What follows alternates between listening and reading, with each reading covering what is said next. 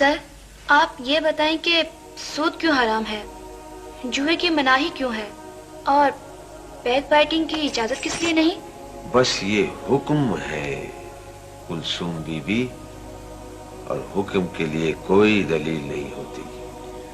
لیکن ہم تو کسی بات کی دلیل مانے بغیر یا اس کی لاجک سمجھے بغیر اسے تسلیم نہیں کریں گے۔ ہم پڑھے لکھے لوگ ہیں۔ دیکھو، کسی کمرے میں تمہارے جیسے علوم جدیدہ کے ماہر اور اس شہر کے بڑے بڑے دانشور جمع اور بڑی باریک فلسفوں میں گفتگو کر رہے ہیں، اور ایک انجینئر ہانپتے کانپتے آئے اور کہے اٹھو بھاگو بھاگو یہ بلڈنگ گر جاتی ہے، تو سب اٹھ کر بھاگ جاؤ گے اور تم میں سے کوئی بھی دلیل یا ریزن نہیں مانگے گا۔ لیکن سر یہ تو ٹھیک ہے، مگر اگر کوئی ڈاکٹر دوا تجویز کر دے تو بلا ہیرو حجت اسے استعمال کرنا شروع کر دے، کیونکہ وہ اس علم کا ماہر ہے، اس کے تقاضوں کو جانتا ہے۔ اور کوئی دین کا عالم کوئی بات بتائے تو 100 مسئلے نکالیں گے، 100 باریکیاں نکالیں گے، مسلسل اعتراض کرتے چلے جائیں گے۔ مولویوں کی بات کیسے مان لے سر؟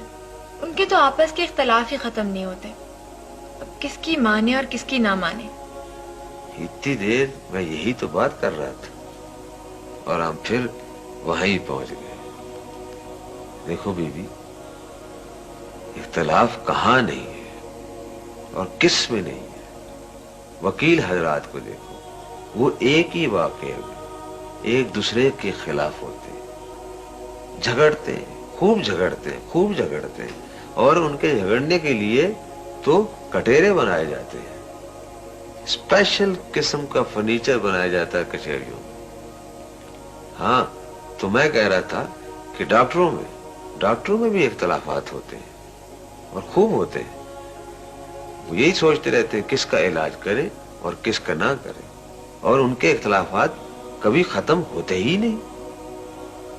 یہ تو ہم نے کبھی سوچا ہی نہیں تھا سر۔ لیکن سر اس کی وجہ کیا ہے کہ ان کا جھگڑا اور اختلاف ہمیں اختلاف نہیں لگتا، اور ان کا لگتا ہے جو بڑی شدت کے ساتھ؟ ہاں، اس کی وجہ یہ ہے اپنا کلثوم۔ وجہ اس کی یہ ہے کلثوم بی بی کہ جو بات کسی کو کہنی ہوتی ہے اور اس کی ضرورت محسوس کی جاتی ہے، اس کے خلاف اور ناخلاف کی پرواہ نہیں کی جاتی۔ دین کی چونکہ پرواہ نہیں اور اس کی قدر نہیں، اسی لیے ہیلے بہانے تلاش کیے جاتے ہیں۔ شاید اس کی وجہ یہ ہو سر کہ جان اور مال چونکہ زیادہ عزیز ہوتے ہیں اور لوگ ان کے… شاباش، کلثوم تو بڑی سوچنے والی لڑکی ہے۔